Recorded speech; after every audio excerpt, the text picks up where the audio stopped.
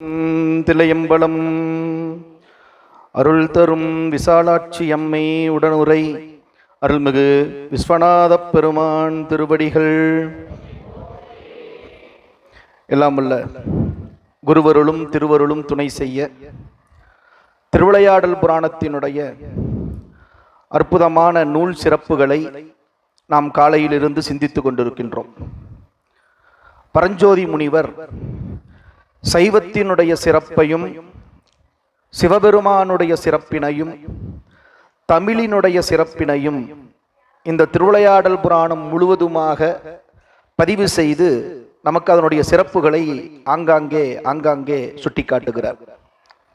முன்னுரையாக பாயிரமாக தான் இப்போ இதுவரைக்கும் நாம் சில செய்திகளை பார்த்திருக்கிறோம். ஏன்னா நம்ம நூலுக்குள்ள நுழையல. அந்த பாயிரத்திலேயே இன்னும் சில பாடல்கள் இருக்கு, அற்புதமான பாடல்கள். இந்திரன் பழிதீர்த்த படலம்ங்கிற அந்த கதையை நம்ம சுருக்கி சொல்லிடுறேன், ஆனால் சொல்லி முடிச்சிடுறேன். இந்த இடத்த நம்ம இன்னும் கொஞ்சம் பார்க்கலாம். தமிழினுடைய சிறப்பு என்ன அப்படிங்கிறத ஒரு பாடல்ல அருமையாக பதிவு செய்கிறார். கிட்டத்தட்ட இதுவுமே மனனம் செய்து கொள்ள வேண்டிய ஒரு பாடல் தான்.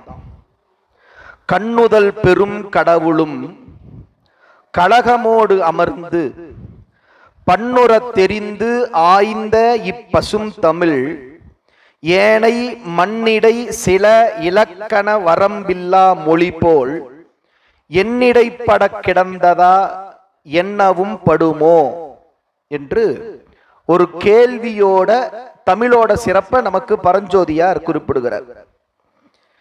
சங்ககால புலவர்கள் முதல் சங்கம், இடைச்சங்கம், கடைச்சங்கம் என்றெல்லாம் சொல்லி இந்த மதுரை எத்தகைய சிறப்புடையது என்று சொன்னால் தமிழ் வளர்த்த பூமி.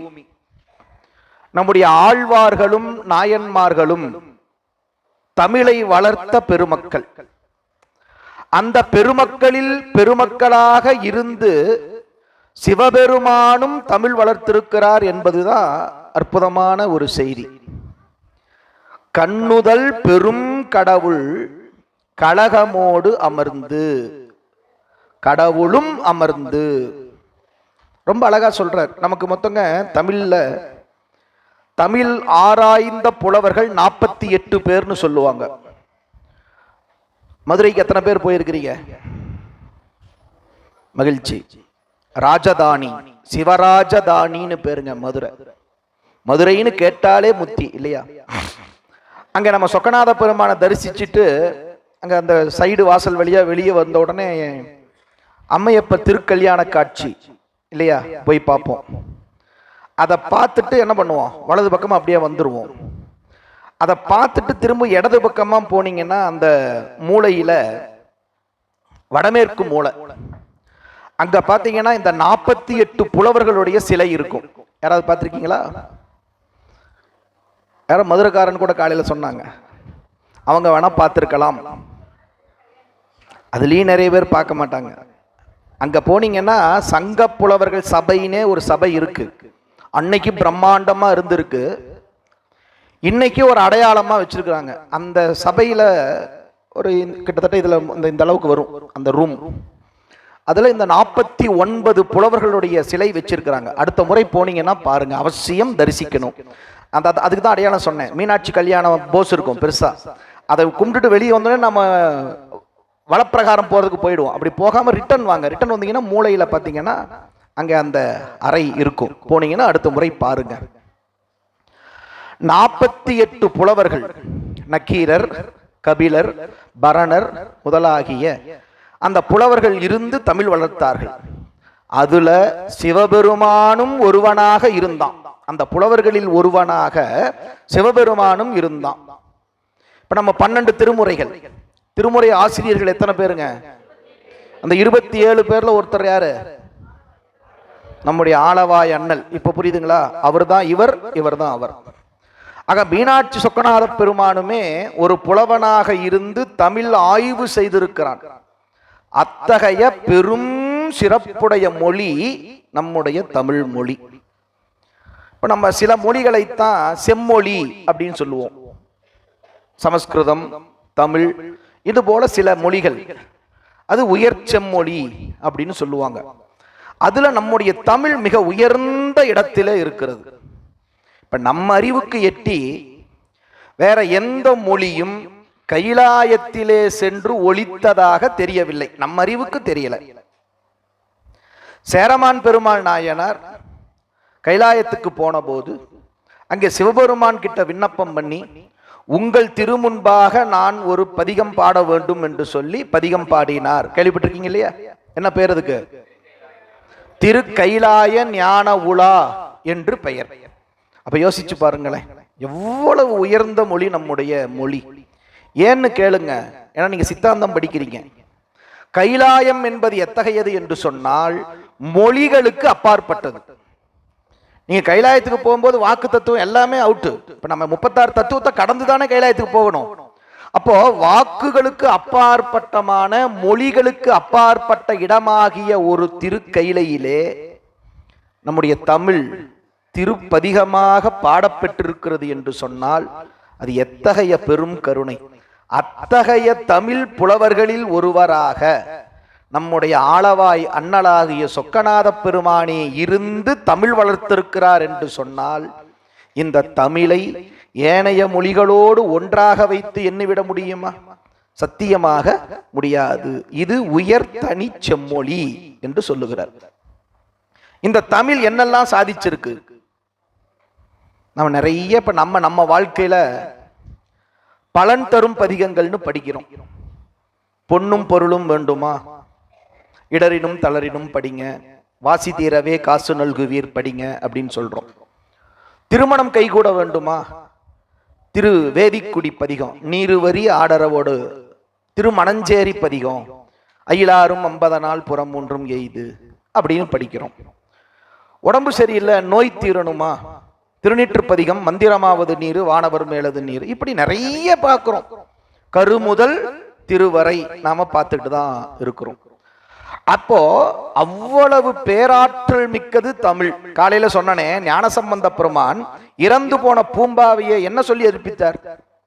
தமிழ் பதிகம் தானே. ஒரு தேவாரம் பாடி இறந்தவரையும் எழுப்பக்கூடிய பேராற்றல் மிக்கது நம்முடைய தமிழ் மொழி. இன்னைக்கு ஏங்க நடக்கலைன்னா, அது சொல்லக்கூடிய சாத்வீகமான உள்ளமும் அறிவும் ஆற்றலும் உள்ள அன்பர்கள் இன்னைக்கு இல்லை, அவ்வளவுதான் விஷயம். அவங்க இருப்பார்களேயானால் அவர்கள் சொன்னாலும் இறந்து போனவர்கள் எழுந்திருப்பார்கள். இந்த வாக்க வச்சு சொன்னா நடக்கும். ஞானசம்பந்தரை போன்ற ஒரு பெருமகனார் வேணும், இருந்தா அது நடக்கும். எனவே அவ்வளவு உயர்ந்த மொழி நம்முடைய தமிழ் என்று அதனுடைய சிறப்புகளை சொல்றார். பெரிய பட்டியல் போடணும். பரஞ்சோதியார் ஒரு 2-3 செய்திகள் மட்டும் சொல்றார். அடுத்த பாட்டுல சொல்றார், தொண்டர்நாதனை தூதிடை விடுத்ததும், முதலை உண்ட பாலனை அழைத்ததும், எலும்பு பெண்ணுருவாக கண்டதும், மறை கதவினை திறந்ததும், கன்னி தண்டமிழ் சொல்லோ மறுபுலச் சொற்களோ சாற்றீர். நம்மளை பார்த்து ஒரு கேள்வி கேட்கிற மாதிரி கேட்கிறார். அப்ப நீங்க சொல்லுங்கப்பா, எந்த மொழியாவது இறைவனை காதலுக்கு தூது விட்டுருக்கிறதா? யோசிச்சு பாருங்களேன். நம்முடைய தமிழ் அதை செய்திருக்கிறது. சிவபெருமான், எல்லாம் வல்ல சிவபெருமான் ஏன் சுந்தரருக்காக தூது போனார்? 2 காரணம். ஒன்னு நெருங்கிய நண்பர் என்பது, இன்னொன்னு சுந்தரன் பாட பாட கேட்டுக்கிட்டே இருக்கணுங்கிறது. சுந்தரருடைய அந்த தமிழ் பாட்டுல சிவத்துக்கு அவ்வளவு ஆசை. சுந்தரர் தான் அதை நேக்கா கேட்பாருங்க ஒரு இடத்துல. இப்ப நம்ம எல்லாருக்கும் ஒரு வரலாறு தெரியும். திருவீலி மில்லையில சுவாமி தினந்தோறும் படிக்காசு கொடுத்தாரு. இப்ப அன்னம்பாளிப்புல கூட ஐயா பாடினாங்களே, அல்லார் கண்டத்து அண்டர்பிரான் அருளால் பெற்ற படிக்காசு பல்லாரி என்ற வளம் பெருக பரமனடியார் ஆனார்கள் எல்லோரும் எய்தி உண்க என இருபொழுதும் பறை நிகழ்த்தி சொல்லால் சாற்றி சோரிட்டார் துயர்கூர் வறுமை தொலைத்திட்டார். இல்லையா? ஆக அந்த தமிழ் அங்க அவங்க சுவாமி என்ன பண்ணாருங்க? சிவபெருமான் தினமும் ஒரு படிக்காசு கொடுத்தார். இல்லையா? இப்போ உங்களுக்கும் எனக்கும் கொரோனா என்னைக்கு வரும்னு தெரியாது, கொரோனா என்னைக்கு போகுதுன்னு தெரியாது. கரெக்டு தானே? தயாரா இருக்கிறீங்களா? வந்துகிட்டு இருக்குதாம்மா. அதனால நமக்கு தெரியாதுங்க எப்ப கொரோனா வரும் எப்ப கொரோனா போகும்னு நமக்கு தெரியாது. ஆனா சிவபெருமானுக்கு தெரியுமில்ல, பஞ்சம் எப்ப வரும் பஞ்சம் எப்ப போகும்னு சிவபெருமானுக்கு தெரியும். இப்போ நம்முடைய நாவரசரும் ஞானசம்பந்த பிள்ளையாரும் திருவிழிமலையிலே கிட்டத்தட்ட 1.5 ஆண்டு காலம் அங்கே தங்கியிருந்து அடியார்களுக்கு அன்னம்பாளிப்பு செய்தார்கள். தினமும் ஒரு படிக்காசு பெற்றார்கள். இப்போ சிவபெருமான் அப்பா இன்னைக்கு 26/5/2025 இன்னையிலிருந்து அடுத்த ஒரு 1/1/2027 வரைக்கும் பஞ்சம் இருக்க போகுது. எனவே இந்த நாட்களை கணக்கு போட்டு ஒரு 500 படிக்காசு வாங்கிக்கொண்டு கொடுத்துருக்கலாம்ல. டெய்லி ஒரு காசு தங்க காசு ஒட்டுக்கா ஒரு 500 காசு கொடுத்துருக்கலாமே. என்னையா கஞ்சப்பையனாட்டு தினமும் ஒரு காசு எடுத்து கொடுக்கறது? காரணம் சொல்ற சுந்தரர் தான் வந்து சொல்றார், ஏயா யோ சிவபெருமானே உன்னை பத்தி எனக்கு தெரியாது, ஒட்டுக்கா 500 காசு கொடுத்தா எங்க இந்த திருஞான சம்பந்தர் நாவுக்கரசர் தினமும் வந்து பாட்டு பாடுவாங்களோ மாட்டாங்களோன்னு பயந்துகிட்டு டெய்லி ஒரு காசு கொடுத்து பாட்டு கேட்டேன். எதுக்கு? நற்றமிழ் வல்ல ஞான சம்பந்தன் நாவினுக்கரையன் இந்த 2 பேருடைய பாட்டை நித்தலும் கேட்க வேண்டும் என்ற இச்சையால் நித்தலும் காசு நல்கினீர். எப்படி? அவங்க என்ன பாட மாட்டேன்னு சொல்ல போறாங்க? காசு கொடுத்தாலும் பாடுவாங்க, கொடுக்காட்டியும் பாடுவாங்க. ஆனா இறைவனுக்கு அப்படி ஒரு எண்ணமாமா, எங்க பாடாம போயிட்டான்னா ஒரு வேலை இல்லைன்னா 500 காசை வாங்கி கொடுத்துட்டு அவங்க அடுத்த ஏரியாவுக்கு போயிடுவாங்க. ஆனா நம்ம ஆளுங்க எப்படின்னு கேட்டீங்கன்னா ஒரு இடத்துல தங்க மாட்டாங்க. அருளாளர்கள் ஒரு இடத்துல தங்க கூடாது, இது ஒரு மரபு. அதனால அந்த வீலிமலையில் இருக்கிற இறைவனுக்கு ஒரு ஆசையாமா, இவங்க இங்கேயே இருக்கணும், பாட்டு பாடணும், தினமும் பாடணும், தினமும் கேட்கணும்ட்டு அந்த பாட்டை தினமும் கேட்பதற்காக தினம் ஒரு காசு கொடுத்தார். அத அந்த தமிழுக்கு கிடைத்த வெற்றி, அந்த தமிழுக்கு கிடைத்த சிறப்பு, நம்முடைய ஞானாசிரிய பெருமக்கள் பாடிய பதிகங்களினுடைய பெருமைக்கு அது காரணம். அந்த தமிழ் சுந்தரமூர்த்தி சுவாமிகள் பாடுவதை கேட்க வேண்டும் என்பதற்காக சிவபெருமான் எங்க நாம தூது போகாமுட்டா சுந்தரமூர்த்தி சுவாமி கோச்சுக்கிட்டு இனி பாடாமுற்றுவாரோன்னு சொல்லி தூது போனாராமா. தொண்டர் நாதனை தூதிடை விடுத்தது. காலையில ஒரு காட்சி பார்த்தோமா, இதே காட்சி காலையில வேற மாதிரி பார்த்தோம். இப்ப பாருங்க, தமிழுக்காக இறைவன் இந்த அற்புதத்தை செய்கின்றான். 2வது, முதலை உண்ட பாலனை அழைத்தது. அவிநாசி அற்புதமான திருத்தலம். அங்கே அந்த அர்ச்சகரினுடைய அந்த குழந்தை முதலை விழுங்கு விட்டது. சுந்தரமூர்த்தி சுவாமிகள் போனாரு, பதிகம் பாடினார். அந்த முதலையின் வாயிலே இருந்து மதலை வெளியே வந்தது. இது என்ன சார் ஆச்சரியம் அப்படின்னா, காலையில ஒரு ஞானசம்பந்தருடைய வரலாறு சொன்னனே, எலும்பையும் சாம்பலையும் வைத்து பூம்பாவையை சம்பந்த பெருமான் உருவாக்கினார். நல்லா கவனிங்க, இங்கே சுந்தரமூர்த்தி சுவாமிகள் எதுவுமே இல்லாம உருவாக்கினார். தமிழுடைய பெருமை, ஞானாசிரிய பெருமக்களினுடைய அந்த திறம் யோசிக்கணும்.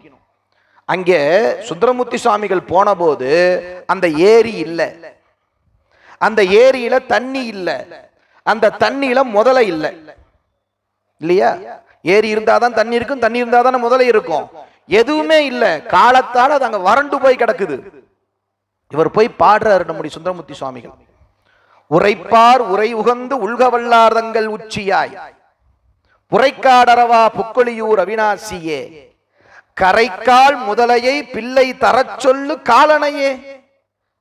யமதர்ம கிட்ட சொல்லி அந்த குழந்தையை கொண்டு வாப்பாங்கிறார். எப்படி? என்ன ஒரு தைரியம் பாருங்க. சிவபெருமானுக்கு ஆர்டர் போட முடியுமா? சொல்றாரு சுந்தரர், நட்பின் உரிமையால சொல்றார், சாமி நீ என்ன பண்ணுவேன் எனக்கு அதெல்லாம் தெரியாது, அந்த பையன் உயிரோட வரணும்.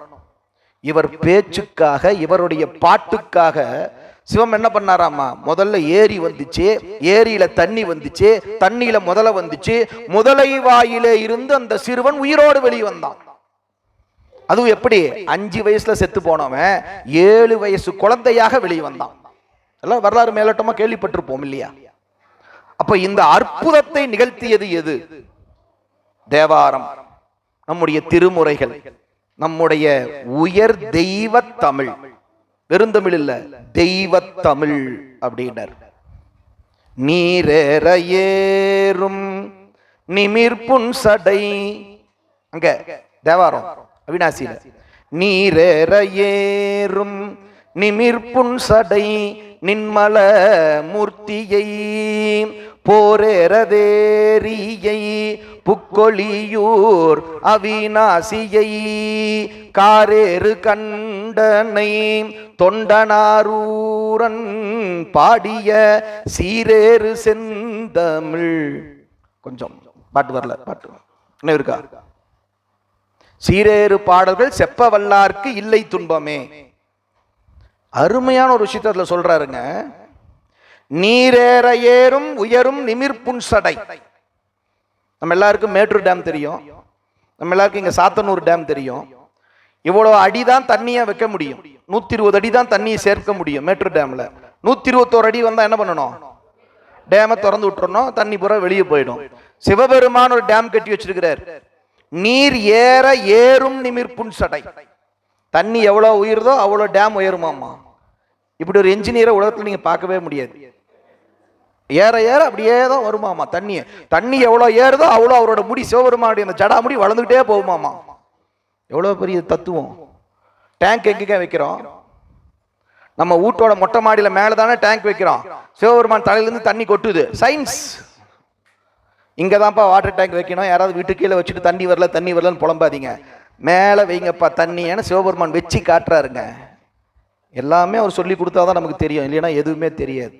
நாம டேங்கை கொண்டாந்து கீழே வீட்டில் வச்சுட்டு எப்படி தண்ணி வரும்? அது அந்த பாட்டில் வைக்கிறாரு, நீரேற ஏறும் நிமிர்ப்புன் சடைங்கிறார். ஆக அப்படி சுந்தரருடைய அந்த பாட்டை கேட்கணும்னு தொண்டர்நாதனை தூதிடை விடுத்தார், முதலை உண்ட பாலகனை மீட்டார், எலும்பு பெண்ணுருவாக கண்டார்.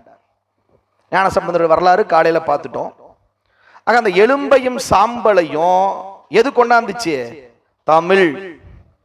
இன்னைக்கு அன்னம்பாளிப்பு ஊத்தங்கரையை சேர்ந்த அன்பர்னு சொன்னாங்க, இருக்காங்களா? அன்னம்பாளி இருக்காங்க. சிவசிவா, ரொம்ப மகிழ்ச்சி, ரொம்ப வாழ்த்துக்கள். ரொம்ப ஏன்னா அன்னம்பாளிப்போட சிறப்பை சொல்லி தான் அந்த பொண்ணுக்கு உயிர் வந்துச்சு. அன்னம்பாளிப்பு செஞ்சா, சிவனடியார்களுக்கு அன்னம்பாளிப்பு செய்தால் செத்தவங்க கூட உயிரோட வருவாங்கிறார். அவ்வளோ பெரிய புண்ணியத்தை இன்னைக்கு அந்த அன்பர்கள் செஞ்சிருக்கிறாங்க. நேத்தும் முந்தா நேத்தும் முந்தைய நாள் நாளைக்கு எல்லாம் பண்ண போறாங்க. அடியார்களுக்கு அன்னம்பாளிப்பு செய்வது என்பது மிகச்சிறந்த சிவபுண்ணியம். என்னைக்குமே அந்த புண்ணியத்துக்கு அழிவு கிடையாது. நீங்க வேற ஒரு புண்ணியம் பண்ணியிருந்தீங்கன்னா அந்த பலனை அனுபவிச்சோன்னே தீந்துரும். இன்றைக்கு அந்த குடும்பத்தார்கள் செய்த அந்த புண்ணியம் அவங்க 7 ஜென்மத்துக்கு வரும், அவங்க 14 தலைமுறைக்கு வரும் அந்த சிவபுண்ணியம். மறந்துடாதீங்க. சான்று இந்த வரி. இப்ப அந்த 3வது வரி கவனிங்க. எலும்பு பெண்ணுருவாக கண்டது. ஞானசம்பந்தர் பதிகம் பாடினார். காலையில் சொன்ன முதல் பாட்டு எத்தனை பேர் தெரியும்? மட்டிட்ட புண்ணையங்கானல். அதுல ஒரு வார்த்தை சொன்னாரு பாருங்க, அட்டிட்டல் காணாதே போதியோ பூம்பாவாய். அட்டிட்டல்னா சமைக்கிறதுன்னு அர்த்தம். அட்டு இட்டு, அட்டுதல்னா சமைத்தல், இட்டுதல்னா பரிமாறுதல். அட்டு இட்டு காணாதே போதியோ பூம்பாவை. சமைச்சு சிவனடியார்களுக்கு பரிமாறுறத, உங்க அப்பா பரிமாறுறத பார்க்காம போயிட்டியேமான்னு கேட்டார். அந்த பொண்ணு உயிரோட வந்துச்சு. அப்போ ஒரு வார்த்தை சொன்னார் ஞானசம்பந்த பெருமான். சேக்கிலார் அதை நமக்கு சுட்டி காட்டுகிறார். மண்ணினில் பிறந்தார் பெரும் பயன், மதிசூடும் அண்ணலார் அடியாதமை அமுது செய்வித்தல், கண்ணினால் அவர் நல் விழா பொலிவு கண்டு ஆறுதல், உண்மையாமெனில் உலகவர் முன் வருக என உரைப்பார். நம்ம திருப்பத்தூர் சிவமடம் இந்த 2 புண்ணியத்தையும் நீங்க செஞ்சிருக்குது. அடியார்களுக்கு அண்டம்பாளிப்பு செய்திருக்கிறது, இத்தகைய பெரும் விழாவினை கண்டிருக்கிறது. இந்த 2 உண்மைன்னு சொன்னா அந்த இறந்து போன பூம்பாவை உயிரோட வரணும்னு சொன்னாங்க. வந்துச்சு அந்த பொண்ணு. அத சொல்றாருங்க. இது என்ன மொழியிலே பாடினார்? நம்முடைய செம்மொழியாகிய தமிழ் மொழி, தெய்வ தமிழ். அதுல இல்லையா பாடினார்? எலும்பு பெண்ணுருவாக கண்டதும் மறை கதவினை திறந்ததும். வேதாரண்யம், திருமறைக்காடு, வேதங்கள் வழிபாடு செய்து பூட்டிட்டு போயிடுச்சு, திறக்க முடியல. நம்முடைய நாவரசரும் ஞானசம்பந்தரும் அங்கே எழுந்தருளுகிறார்கள். திருவிளையாடல் படத்துல பார்த்திருப்போம், அருமையான காட்சி. திருவருட்செல்வர் படத்துல பார்த்திருப்போம். அவர் அங்க பாடுறார். நம்முடைய அப்பர் சுவாமிகளும் ஞானசம்பந்த பிள்ளையாரும் மறைக்கதவை திறந்தார்கள், அடைப்பித்தார்கள். பண்ணின் நேர்மொழியால் உமை பங்கரோ, மண்ணினார் வளம் செய் மறைக்காடரோ, கண்ணினால் உமை காண கதவினை திண்ணமாக திறந்தருள் செய்மினே. அப்பர் வாக்கு. சுவாமி, உங்களை நாங்க கண்ணார காணணும், அந்த திருக்கதவத்தை திறங்கன்னு கேட்டார். கதவும் திறந்தது. அது வரலாறு பெருசு. ஞானசம்பந்த பிள்ளையார் வந்தாரு. திறந்தா மட்டும் போதாது, அது ஆஸ் யூசுவல் ரெகுலரா திறக்கணும், மூடணும். அதுக்காக அவர் ஒரு பதிகம் பாடினார். சதுரம் மறைதான் துதி செய்து வணங்கும் மதுரம் பொழில் சூழ் மறைக்காட்டு உரை மைந்தா, இது நன்கு இறை வைத்து அருள் செய்க எனக்கு கதவம் திருக்காப்பு கொள்ளும் கருத்தாளேன்னர். கதவு முடிக்கிச்சு. யாராலும் முடியாத பல நூறு ஆண்டுகள், ஒரு நாள் 2 நாள் இல்லைங்க, பல நூறு ஆண்டுகள் திறக்கவும் அடைக்கவும் முடியாத அந்த கதவம் ஒரு மணி நேரத்துல, இவர் ஒரு 10 நிமிஷம், அவர் ஒரு 1/4 மணி நேரம், ஒரு 1/4 மணி நேரம், அரை மணி நேரத்துல கதவு திறந்தது, கதவு சாத்தப்பட்டது. எப்படி? நம்முடைய தெய்வ தமிழாலே, நம்முடைய ஞானாசிரிய பெருமக்களினுடைய திருவாக்கினாலே மறைக்கதவம் திறந்தது. கண்ணி தன் தமிழ் சொல்லோ மறுபோல சொற்களோ கேட்கிறார் பரஞ்சோதியார் நம்மளை பார்த்து. சொல்லுங்கப்பா, இத்தனை அற்புதங்களை செய்தது எது? நம்முடைய தாய் தமிழ் அல்லவா அப்படின்னு தமிழினுடைய சிறப்பை இங்கே சொல்லுகிறார். அடுத்ததாக ஒரு பாடல், மதுரையினுடைய தலச்சிறப்பு. வாழ்க்கையில மிக உயர்ந்த புண்ணிய சேத்திரம்னா மதுரை தான், யாரும் மறுக்க முடியாது. 6 ஆதாரங்கள் சொல்றோம் இல்லையா? 6 ஆதாரங்களுக்கு ஒவ்வொரு தலங்களை சொல்லுவாங்க. மூலாதாரம்னா திருவாரூர், இப்படி ஒவ்வொரு தலத்துக்கு ஒவ்வொரு ஆதாரத்துக்கு ஒவ்வொரு தலம். அப்படி பார்க்கும் பொழுது துவாதசாந்த பெருவெளி, இந்த இடம் இருக்கு இல்லையா, இந்த இடத்துக்கு துவாதசாந்த பெருவெளின்னு பேருங்க. அதனால தான் சாமி இப்படி கும்பிடணும். அது ஆணோ பெண்ணோ எப்படி இறைவனை கும்பிடணும், இப்படிதான் கும்பிடணும். பெண்கள் இப்படி கும்பிடக்கூடாதுன்னு நினைச்சுக்காதீங்க, இப்படிதான் கும்பிடணும். அதுல எந்த குற்றமும் கிடையாது. ஆடைகளை சரி செய்து கொண்டு இப்படி நாம சாமி இப்படி கும்பிடணும், இப்படிதான் கும்பிடணும். ஏன்னா இறைவனுடைய திருவடி இங்க இருக்குது, இந்த இடத்துல இருக்குது. அப்படி சிக்குன்னு பிடிச்சு பெருமானே அப்படின்னு ஒரு நன்றி பாராட்டணும். இதுக்கு துவாத சாந்த பெருவெளி, 12 அங்குலம், நம்ம தலைக்கு மேல 12 அங்குலம், துவாதசம் 12. இது பெருவெளி. இங்க ஒரு ஓட்டை இருக்குது, இங்க ஒரு கண்ணுக்கு தெரியாத ஒரு ஓட்டை இருக்குது, துவாதசாந்த பெருவெளி அப்படின்னு பேர். அந்த இடத்துக்கு உரிய தலம் எதுன்னு கேட்டீங்கன்னா மதுரை. கைலாயம் கூட கிடையாது. இங்க கைலாயம் இங்க நின்னு போகுது. இது எங்க இருக்குது? துவாதசாந்த பெருவெளி இங்க இருக்குது. இந்த இடத்துக்கு உரிய தலம் மதுரை. அங்க போனாதான் உயிர் என்ன பண்ணும், அடுத்து சிவத்தை நோக்கி போகும். பெருமிழலை குறும்பர் எப்படி இறைவனடி அடைஞ்சார், இப்படிதான் அடைஞ்சார் பெருமிழலை குறும்பர். ஆக அந்த இடத்துக்கு உரிய புண்ணிய சேத்திரம் என்று சொல்லப்படக்கூடியது மதுரை. அதோட சிறப்பை சொல்றாரு பாருங்க. பாட்டு 2 பாட்டு மட்டும் பார்க்கலாம். 3 இருக்குதா? சரி 3 பாட்டும் பார்ப்போம். திரு ஆளவாய்க்கு இணையாம் ஒரு தலமும் தெய்வ மனம் செய்ய பூத்த மறுவார் பொன் கமலம் நிகர் தீர்த்தமும் அத்தீர்த்தத்தின் மருங்கின் ஞான உருவாகி உரை சோமசுந்தரன் போல் இக பரம் தந்து உளவா வீடு தருவானும் முப்புவனத்திலும் இல்லை உண்மை இது சாற்றின் மன்னோ. திரு ஆளவாய், மதுரைக்கு எத்தனையோ பெயர்கள். மதுராபுரி, அந்த மதுராபுரிக்கு எத்தனையோ பெயர்கள். அதுல ஒரு சிறப்பு பெயர் திரு ஆளவாய் என்பதாகும். அந்த திரு ஆளவாய்க்கு இணையான ஒரு தலம் 7-14 உலகத்திலும் இல்லை. கைலாயம் கூட கிடையாதுங்கிறார். கைலாயம் கூட மதுரைக்கு அப்புறம்தான். அதான் மதுரை தான் முதல், 2வது இடம் தான் கைலை வருது பாருங்க. அப்போ ஆளவாய்க்கு இணையான ஒரு தலம் உலகத்துல கிடையாது. பரஞ்சோதியார் சொன்னா ஒத்துக்கணுமா? மதுரை சொக்கநாத பெருமான் அவ்வளவு பெரிய ஆளா?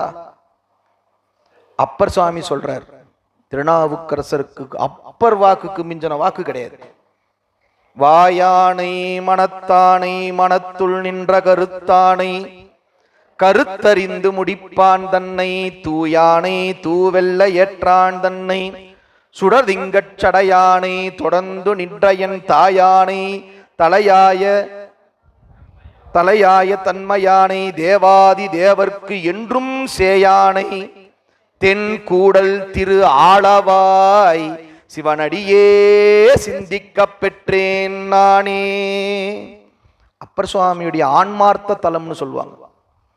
நம்ம எல்லாருக்கும் ஏதோ ஒரு தலம் பிடிக்கும், மனசுல பதியும். அப்படி அப்பர் சுவாமிகள் பற்றற்றவர். தன்னை ஆட்கொண்ட திருவதிகை வீரட்டானத்துக்கு அவர் போகவே கிடையாது திரும்பவும்.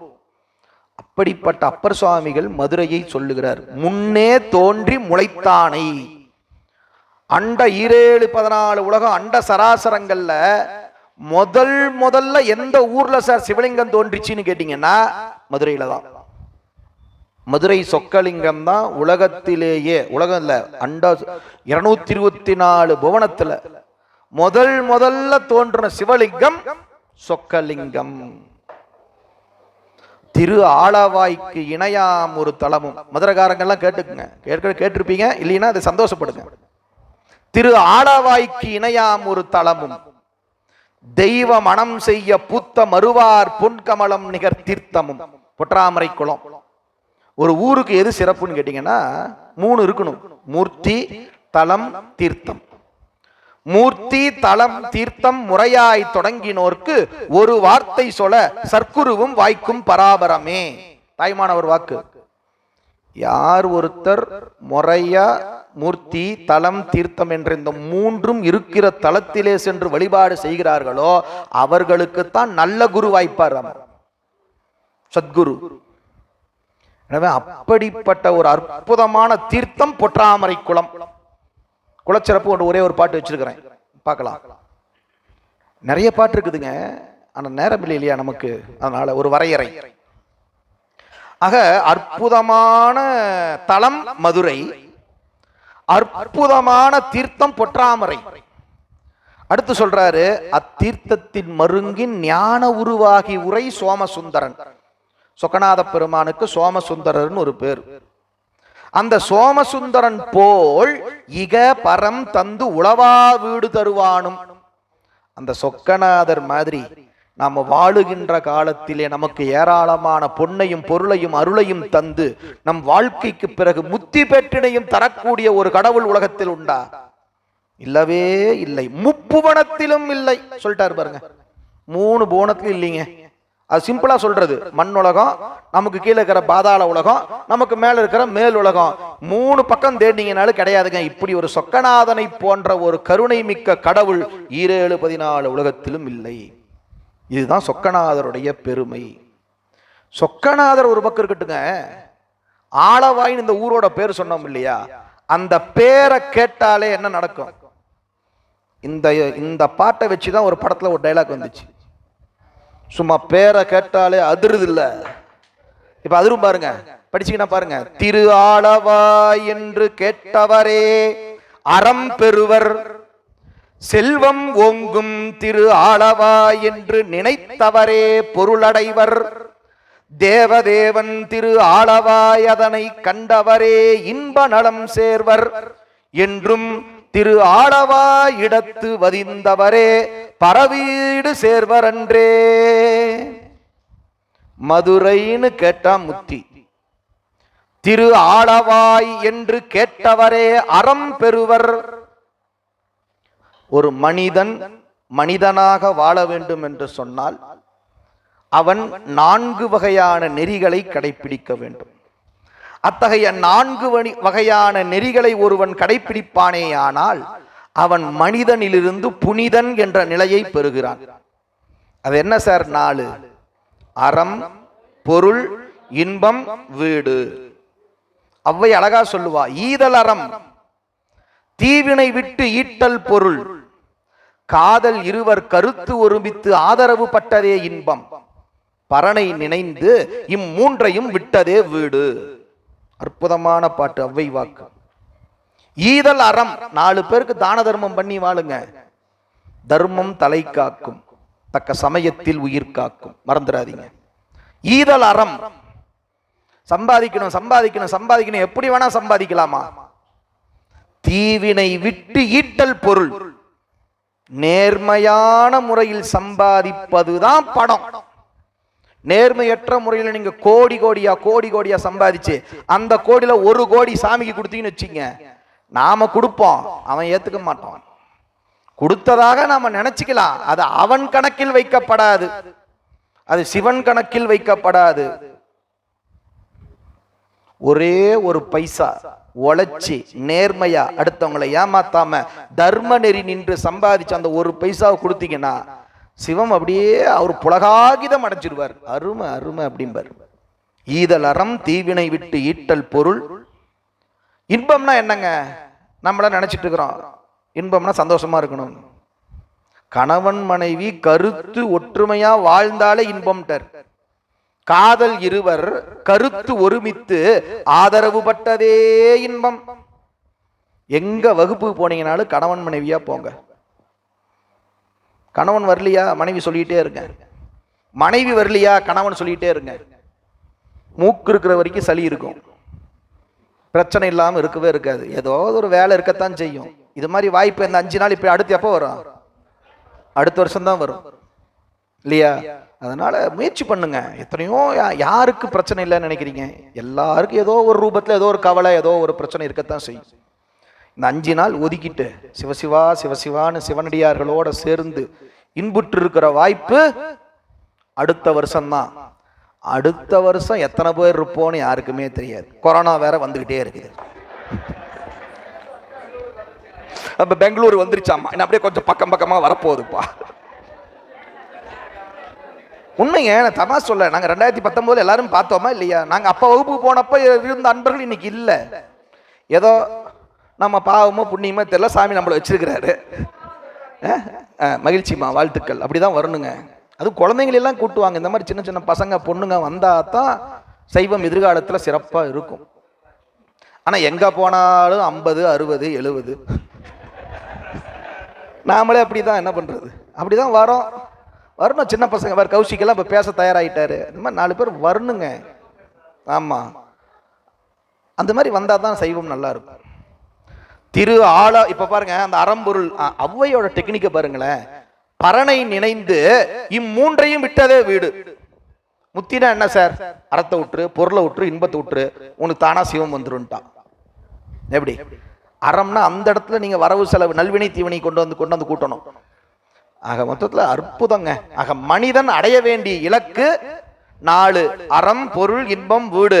இந்த 4ம் நீங்க ஒரு வார்த்தை சொன்னா கிடைக்கும். திரு ஆளவாய் சொல்லுங்க. இன்னொரு தடவை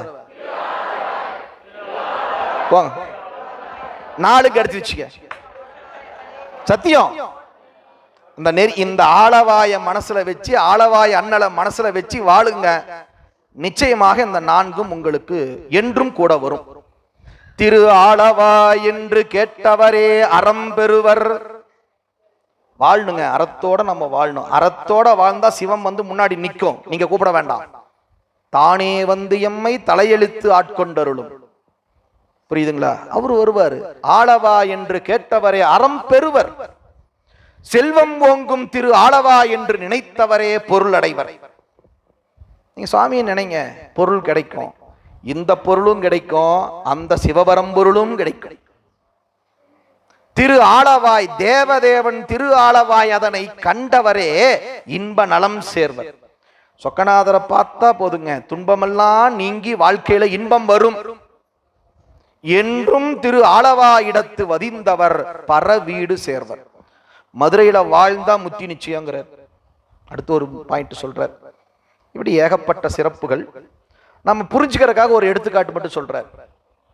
கைத்தளம் 4:2 மலர்கடவுள் மேலொரு நாள் கையிலை ஆதி எத்தளமும் ஒரு துளையிட்டு இத்தளமும் ஒரு துளையிட்டு இரண்டும் தூக்க உத்தமமாம் திரு ஆளவாய் மிகவும் கனத்தது கண்டு உலகின் மேலா வைத்த தலம் இதுவென்றால் இதன் பெருமை யாவரே வலுத்தற்பாளார். மதுரையோட பெருமையை யாருங்க சொல்லி முடிக்க முடியும்? ஒரு தடவை பிரம்மா என்ன பண்ணானாமா, ஒரு தராசு எடுத்து உலகத்துல அண்ட சராசரங்கள்ல 224 புவனங்கள் இருக்கிற எல்லா கோயிலையும் தூக்கி ஒரு பக்கம் வச்சானாமா தட்டுல, இன்னொரு பக்கம் தட்டுல மதுரையை மட்டும் வச்சானாமா. இப்ப கற்பனை பண்ணிக்கலாம், இது ஒரு கோயில், இந்த பக்கம் 5000 சொச்சம் கோயில். எதுங்க கீழே இறங்கணும்? 5000 சொச்சம் உள்ள வெயிட் தானே கீழே இறங்கணும். ஆனா என்ன ஆச்சாமா, இது இறங்கிச்சாமா ஒரே ஒரு கோயில். பிரம்மனே அசந்து போயிட்டானாமா, அடங்கப்பா என்னடா இது? அப்போ 5000 கோயிலுக்கு நிகரான ஒரு கோயில் எது? மதுரை சொக்கநாத பெருமானுடைய கோயில். இந்த மதுரை எம்பதி என்று சொன்னால் இந்த மதுரையுடைய சிறப்பை நாம் சொல்ல முடியுமா? முடியாது. மதுரையோட சிறப்பு, சொக்கநாதனுடைய பெருமை, தீர்த்தம் இருக்க. நாமெல்லாம் பண்ண பாவம் இன்னைக்கு பக்கத்துலயே போக முடியல, சுத்தி கிரில்லு போட்டு வச்சிருக்கிறாங்க. ஏதோ கொஞ்சம் அங்க போய் படிக்கட்டில் கொஞ்ச நேரம் உக்காந்துட்டு வரலாம். ஆனா அந்த தீர்த்தத்தில் நீராடுவோம் என்று சொன்னால், குருஞான சம்பந்தர்லாம் எப்படி வந்தார்? தல வரலாறுகள் படிக்கிறோம், அவருடைய வரலாறுலாம், சொக்கநாத பெருமானுடைய கருணைகளை படிக்கிறோமே. அந்த தீர்த்தத்திலிருந்தெல்லாம் நம்ம சொக்கநாதர் கிடைச்சாரு தர்மயாதீனத்துக்கு, இல்லையா? அந்த தீர்த்தம் பொற்றாமரை குளம் தீர்த்தம் உயர்ந்த தீர்த்தம். தமிழ்நாட்டு மக்கள் எல்லோரும் கோயிலுக்கும் அரசுக்கும் ஒரு விண்ணப்பம் வைக்கணும், பொற்றாமரை தீர்த்தத்தை திறந்து விடுங்க, நாங்க போன காலை கையாவது நினைச்சிட்டு வரோம், விண்ணப்பம் வைக்கணும். அப்படிப்பட்ட புனித தீர்த்தம். நம்ம ஆளுங்களை ஒரு தீர்த்தத்துக்கு போனா சும்மா இருக்கிறது இல்ல. திருநள்ளாறு போய் பாருங்க, எல்லாத்தையும் கழட்டி போட்டுட்டு வந்துட வேண்டியது. என்ன பண்றது? துணியை துவைச்சு கொண்டு போய் வீட்டில் போடுங்கன்னா துணியை அலசி அங்கேயே போட்டு வரவெல்லாம் வலிக்கு விட்ட வேண்டியது. கவர்மெண்ட் பாவம் வெறுத்து போச்சு. அட போங்கப்பா, உங்களுக்கு ஒரு தடை போட்டாதான் திருந்துவீங்க. தீர்த்தங்கள் அம்மா அது தப்பு. நிறைய தப்பான பழக்கங்களை நம்ம வச்சுட்டு இருக்கிறோம். காசிக்கு போனாலும் கருமம் தீராது, அதனால விட்டுட்டு வந்தா மட்டும் தீர்ந்துருமா? அதெல்லாம் ஒன்றாகாது. அதனால அது ஒரு தீர்த்தத்தை புனித தீர்த்தங்க, புனித தீர்த்தத்தை புனிதமா வச்சுக்கணும். காவேரி, பவானி, அமிர்த நதி, எத்தனை தீர்த்தங்கள் இருக்குது. தீர்த்தத்துல ஆற்றுகள்ல போய் அசுத்தப்படுத்தக்கூடாதுங்க நீர்நிலைகளை. நம்மளும் மழை ஜலம் கழிக்கிறது எல்லாம் அங்கேயே நடக்குது. மிகப்பெரிய பாவம், மறந்துடாதீங்க. இனிமேலாவது முயற்சி பண்ணுங்க. இங்க நம்ம இங்க 100-400 பேர் இருக்கிறோம்னா நாம 400 பேருக்கு சொன்னா அப்படியே எதிர்காலமாவது மாறும். எந்த நீர்நிலையிலையும் எந்த குளத்திலையும் ஆத்திலையும் போய் குளிக்கும் போது இந்த தப்பெல்லாம் பண்ணிடக்கூடாது. சிவனாருடைய வடிவம் முன்னி அவள் நமக்கு முன் சுரக்கும் இன்னருளே என்ன பொலியாய் மலையேலோர் எம்பாவாய். தீர்த்தன் இவ்வானும் குவளையமும் எல்லோமும் காத்தும் படைத்தும் கறந்தும் விளையாடி. சுவாமி தீர்த்தனா நிற்கிறார். சிவபெருமான் மேல போய் நாம எல்லாம் இந்த அசுத்தத்தெல்லாம் பண்ணலாமா? தீர்த்தம்னாலும் சிவம்னாலும் ஒண்ணுங்க. தீர்த்தன் அப்படின்னு சிவபெருமானுக்கு பேரு. தெப்போற்சவம் வச்சா, தீர்த்த நீராட்டு வச்சா மட்டும் எல்லாம் ஓடுறோமே, எப்பவுமே சிவம் தானே. அந்த ஒரு நாள் மட்டும்தான் அது சிவமா? எல்லா நாளும் அது சிவம் தான். எனவே நீர்நிலைகளில் இனிமேல் தயவு செய்து எச்ச கூட துப்பாதீங்க. சும்மா போய் ஒரு நிமிஷம் நிக்கிறீங்களா, குளிச்சுட்டு வாங்க போதும். அரை மணி நேரம் நின்னாதான் புண்ணியம் எல்லாம் இல்லை, ஒரு செகண்ட் அந்த நீராடிட்டு வந்தீங்கன்னா புண்ணியம். நீராடிட்டு வந்துட்டு நம்ம வீட்டுக்கு போய் பாத்ரூம் போய் என்ன வேணா செஞ்சுக்கலாம், தப்பு இல்லை. சொல்றாரு பாருங்க இந்த பாட்டுல, தெய்வ இத்தீர்த்தம் தன்னை நினைவின்றி தீண்டினாலும் அவ்விய வினையின் நீந்தி அரும் பெறல் வீடு சேர்வர். இவ்வுரை மெய்யே ஆகும் என்னெனின் மனத்தானன்றி வெவ்வளல் தீண்டினாலும் சுடுமன்றி விடுமோ அம்மா. ஒரு எடுத்துக்காட்டு சொல்லி சொல்றார். நீங்க பொற்றாமரை குள தீர்த்தத்தை தொட்டா போதும், நீராட வேண்டாம், சும்மா அப்படி தொட்டா போதும். அதுவும் தெரிஞ்சு கூட தொட வேணாம்.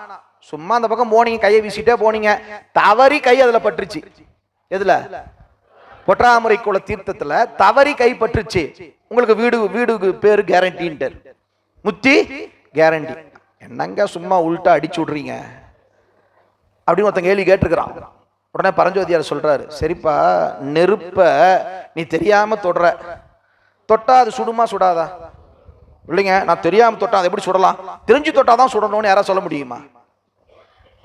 தெரிஞ்சு தொட்டாலும் சுடும், தெரியாம தொட்டாலும் நெருப்பு சுடும்.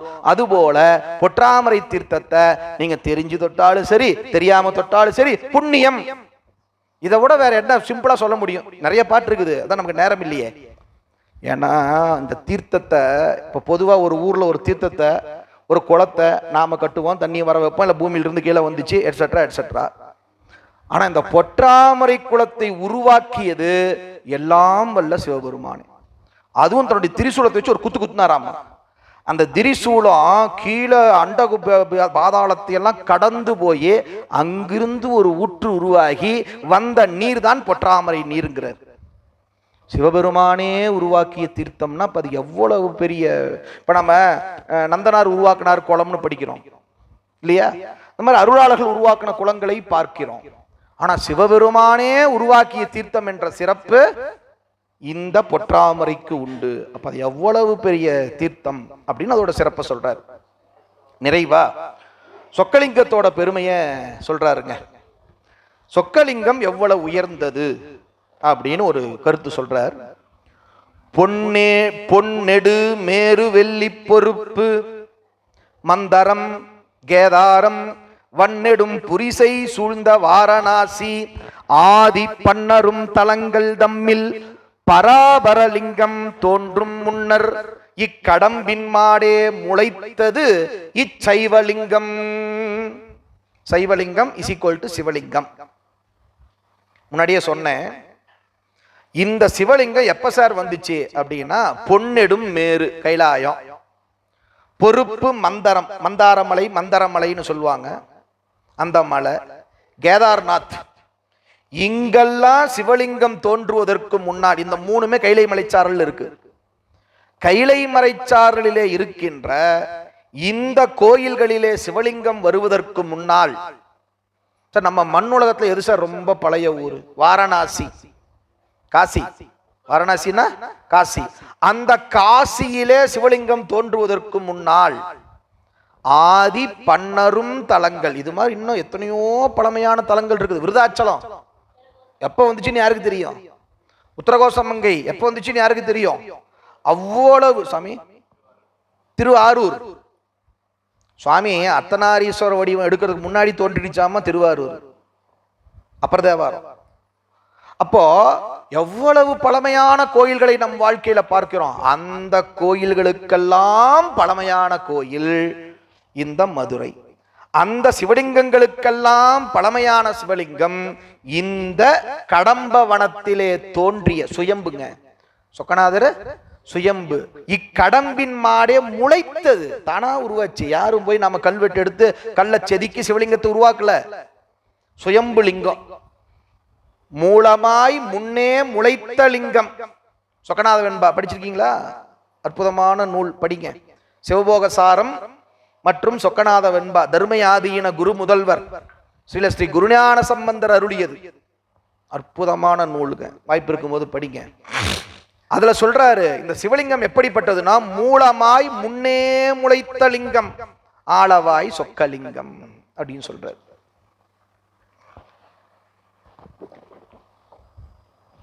அதான் இந்த பாட்டுல சொல்றார். சரிங்க, இன்னொரு அற்புதமான ஒரு சிறப்பை சொல்லிட்டு இந்திரன் பழிதீர்த்த படலத்துக்கு போகலாம். இது வரைக்கும் நம்ம காலையிலிருந்து பார்த்த வரைக்குமே ஒரு விஷயம் என்ன தெரியுதுன்னா, மதுரையை போன்ற ஒரு சிறந்த தலம் இல்லை, பொற்றாமரை குளத்தை போன்ற ஒரு உயர்ந்த தீர்த்தம் இல்லை, சொக்கலிங்கத்துக்கு நிகரான லிங்கம் உலகத்திலே இல்லை. இந்த சொக்கநாதரை வணங்குனா நம் வாழ்க்கையில நாம செஞ்ச எல்லா பாவமும் போயிடுங்க. சத்தியமான உண்மை. ஆனா அங்கேயும் ஒரு செக் இருக்குது, அதையும் நான் சொல்லிடுறேன். காளகஸ்தியை பற்றி சொல்லும் போது கைலை பாதி காலத்தி பாதி நக்கீரர் பாடி அருளியது. அதுல ஒரு செய்தி சொல்லுவார். அது நீங்க சொக்கலிங்கமா இருந்தா என்ன, காலத்தியப்பரா இருந்தா என்ன, சிதம்பரம் நடராஜரா இருந்தா என்ன, நாம பாவம் செய்திருக்கிறோம். நாம் செய்த பாவத்திலிருந்து விடுபட்டு இறையருளும் குருவருளும் பெற வேண்டும் என்று விருப்பம் உள்ளவர்கள் என்ன செய்ய வேண்டும் என்றால், அறிந்தேனும் அறியாமலேனும் செய்து செரிகின்ற தீவினைகள் எல்லாம் காலத்தினாதன் அடிபணிந்து பொன்முகலி ஆடுதலும் போம். நக்கீரர் சொல்றாருங்க, காளகஸ்தியில பொன்முகலின்னு ஒரு ஆறு ஓடுது இல்ல, போயிருக்கீங்களா? நீராடி இருக்கீங்களா? அந்த பொன்முகலி ஆற்றிலே நீராடினால் நீங்கள் அறிஞ்சு செய்திருந்தாலும் சரி, அறியாம செஞ்சிருந்தாலும் சரி பாவம். அந்த பொன்முகலி ஆற்றிலே நீராடினால் இந்த நிமிடம் வரை நீங்கள் செய்த அத்துணை பாவங்களும் தீர்ந்து போகும். சத்தியம். ஆனா ஒரு செக் வைக்கிறார். நான் ஒவ்வொன்றா செக் அப்பதான் பின்னாடி தான் சொல்லுவேன். அறிந்தேனும் அறியாமலேனும், பாவமோ புண்ணியமோங்க, நீங்க தெரிஞ்சு பண்ணாலும் பாவம், தெரிஞ்சு பண்ணாலும் புண்ணியம். தெரியாம பண்ணாலும் பாவம் பாவம் தான், தெரியாம பண்ணாலும் புண்ணியம் புண்ணியம் தான். சார் நான் இப்படி கை இப்படி பாருங்க, டேபிள் அடிச்சேன், இங்க ஒரு எறும்பு போச்சு, நான் அடிச்ச வாரத்துல எறும்பு செத்து போச்சு, என்னாச்சு? பாவம் என் கணக்குல சேர்ந்து போச்சு. சார் நான் சிவபெருமான் நினைச்சுதாங்க தட்டினேன், நீ யாரை வேணா நினைச்சு தட்டுனது தான், சாமி எழுதிக்குவார்.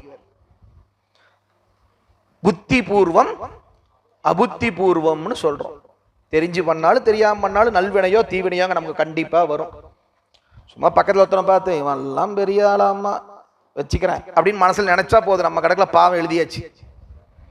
நீங்க வேற எதுவுமே பண்ண வேண்டாம், மனசுல வாய் விட்டு கூட சொல்லல, பந்தாவா ரோலக்ஸ் வாட்ச் கட்டியிருக்கிறான் பெரிய ஆளோ அப்படின்னு நினைச்சிங்கன்னா பாவம் நம்ம கணக்குல எழுதியாச்சு, அவ்வளவுதான். ஆனா நம்ம என்னென்னலாம் பண்றோம் நமக்கு நாமளே கேள்வி கண்ணாடி முன்னாடி நின்னுக்க வேண்டியதுதான். சரி, ஆனா அங்க என்ன சொன்னாருங்க? அறிந்தேனும் அறியாமலேனும் செய்து செரிகின்ற தீவினைகள் எல்லாம் காலத்தினாதன் அடிபணிந்து நெறி நின்றுன்னு ஒரு வார்த்தை போட்டாருங்க. நான் முதல்ல சொன்ன போது அந்த வார்த்தையை சொல்லல, இப்ப சொல்றேன் பாருங்க. காலத்தினாதன் அடிபணிந்து நெறி நின்று பொன்முகலி ஆடுதலும் போம். ஆடுன்னு அந்த செகண்ட் போயிடுப்பா. எப்ப தெரியுமா? அங்க போய் அந்த தீர்த்தத்தில் நின்னுக்கிட்டு அப்படி பார்த்தீங்கன்னா மேல காலத்தியப்பருடைய கோபுரம் தெரியும். அந்த கோபுரத்தை பார்த்து, பெருமானே இந்த நிமிஷம் வரைக்கும் நான் ஏராளமான பாவங்களை செய்திருக்கிறேன், மனதார வருத்தப்படுறேன், இனி யாருக்கும் என்னுடைய மனதால் வாக்கால் காயத்தால் பாவம் செய்ய மாட்டேன், இது சத்தியம் அப்படின்னு சொல்லிட்டு நீராடுனா அந்த செகண்ட் பாவம் போயிடும்.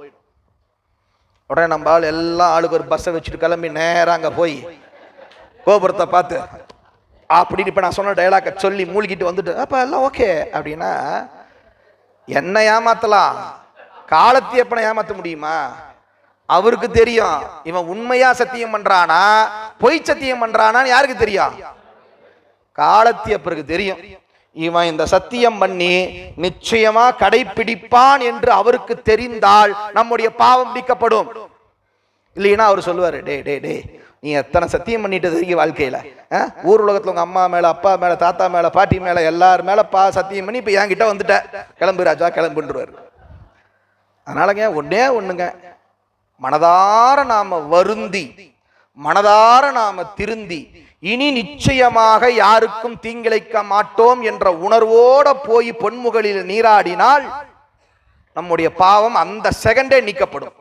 இது சத்தியம். சொன்னது நான் இல்ல, நக்கீரர். எனவே நம்முடைய திருமுறை கைலைவாதி காலத்திவாதி. அது மாதிரிங்க சொக்கநாதரை வணங்கினால் நம்முடைய பாவம் நீங்கி போகும். இது சத்தியம். எப்படி வணங்கணும்னு காலையில பார்த்தோம். அன்போட காதலோட கசிந்து வணங்கணும்னா நம்முடைய குற்றம் தீரும். சொக்கநாதரை வணங்கினால் அப்படியே கையெடுத்து ஒரு வணக்கம். அதுக்குதான் இந்த துவாதசாந்த பெருவல் இப்படி கும்பிடுன்னு சொன்னேன். இப்படி கைகால் கூப்பி தொழில், அப்புறம் தலையே நீ வணங்காய். அதாவது இதுல சொல்லுவார் பாருங்க, கரம் குவிவார் உள்மகிழும் சிரம் குவிவார் ஓங்குவிக்கும். சிரம் குவியணும், இதுக்கு பேர் தான் சிரம் குவிதல்.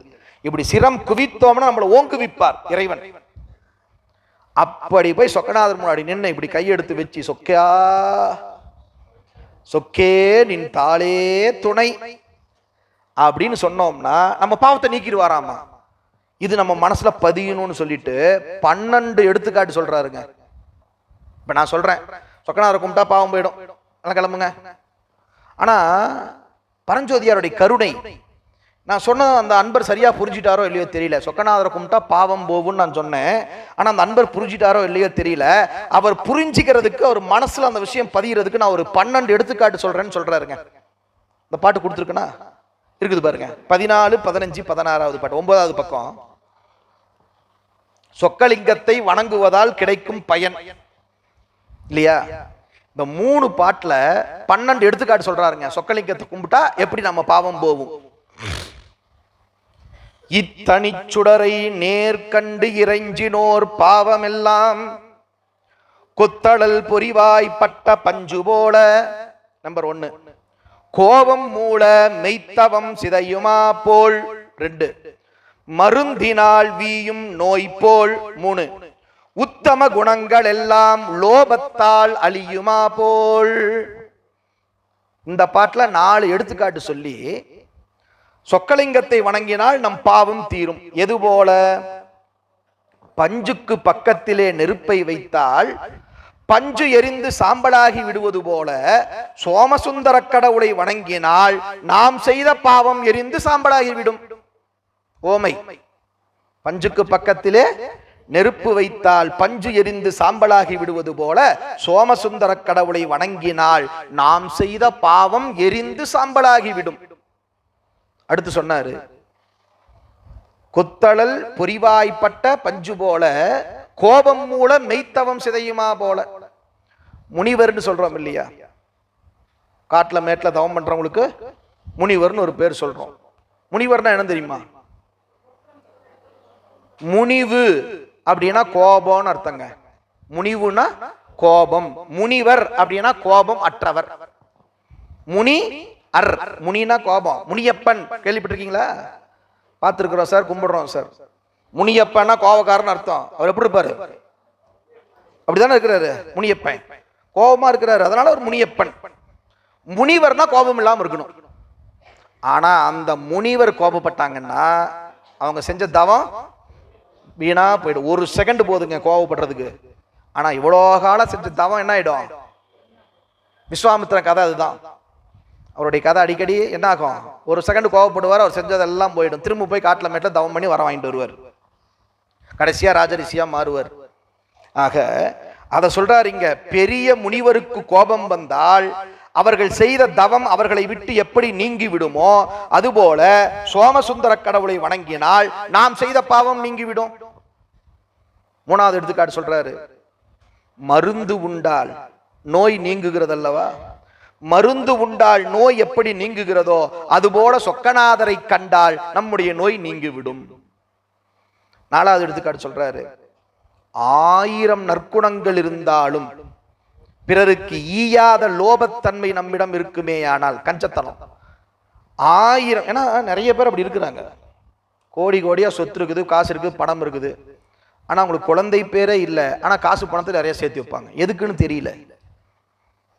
கஞ்சத்தனம்.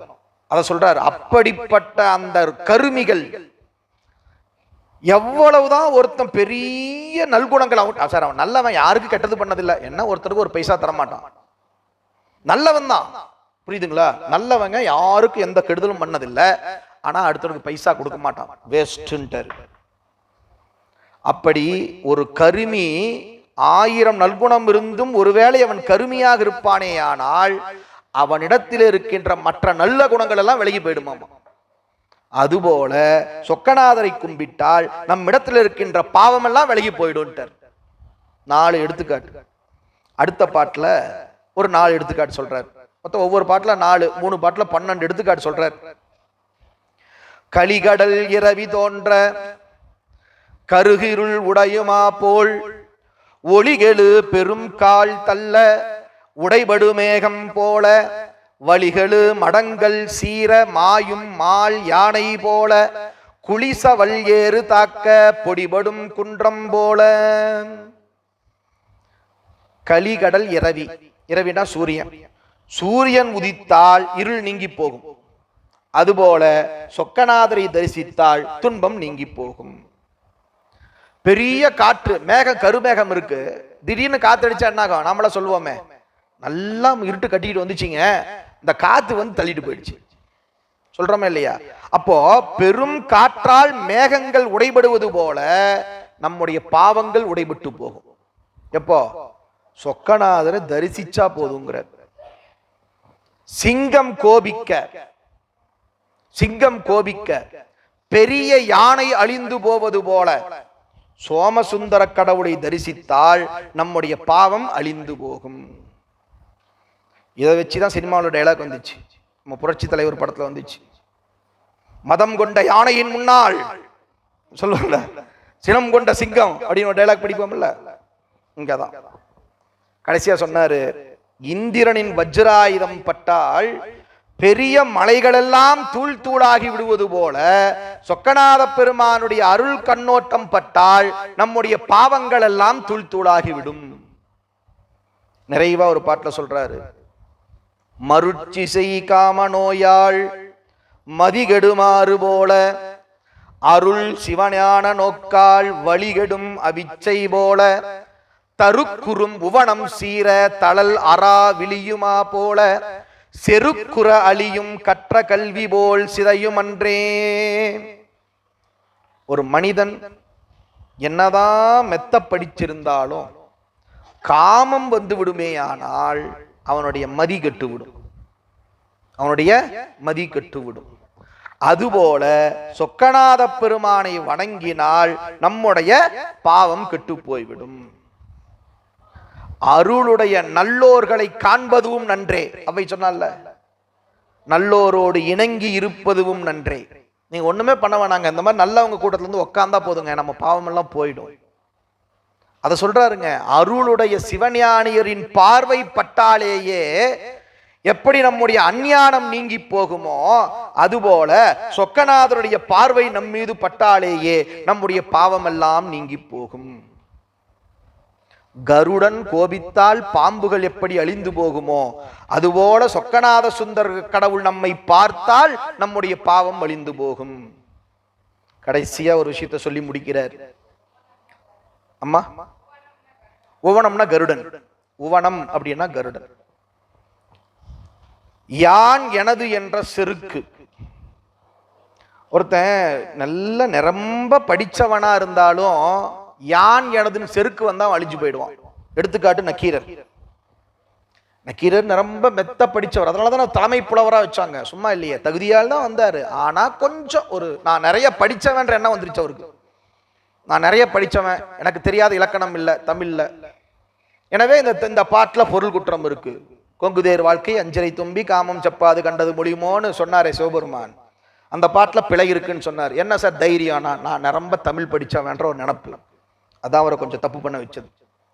அதனால எப்படிப்பட்ட கல்வி ஞானியாக இருந்தாலும் கூட அவரிடத்திலே யான் எனது என்ற செருக்கு இருக்குமேயானால் அந்த ஞானம் அடிபட்டு போயிடும். அதுபோல சொக்கநாத பெருமானை வணங்கினால் நம்முடைய பாவம் எல்லாம் அடிபட்டு போயிடும் அப்படின்னு சொல்றார். ஆக இந்த அளவுல நம்ம அந்த முதல் நூல் நிறைவு பெறுது. மதுரையிலே எழுந்தருளி அருள்பாலித்து வருகின்ற அங்கையர்கண்ணி அம்மை உடனாகிய ஆளவாய் சொக்கநாத பெருமானை யாரெல்லாம் சென்று வணங்குகிறார்களோ அல்லது யாரெல்லாம் இந்த திருவிளையாடல் புராண வரலாறுகளை காதலாய் கசிந்து கண்ணீர் மல்க செவிமடுத்து கேட்கிறார்களோ, முழுமையாக திருவிளையாடல் புராணத்தை யார் ஒருவர் கேட்கிறார்களோ அவர்களுடைய தீவினைகளெல்லாம் நீங்கி மண்ணில் நல்ல வண்ணம் வாழலாம் என்பது சர்வ சத்தியம் என்பதுதான் திருவிளையாடல் புராணத்தினுடைய முன்னுரை. இதுவரைக்கும் நாம முன்னுரையை பார்த்திருக்கிறோம். இனிமேதான் 64 கதைகளை ஆரம்பிக்கணும். ஆக திருவருள் கருணை கூட்ட 64 படலங்கள்ல இந்திரன் பழி தீர்த்த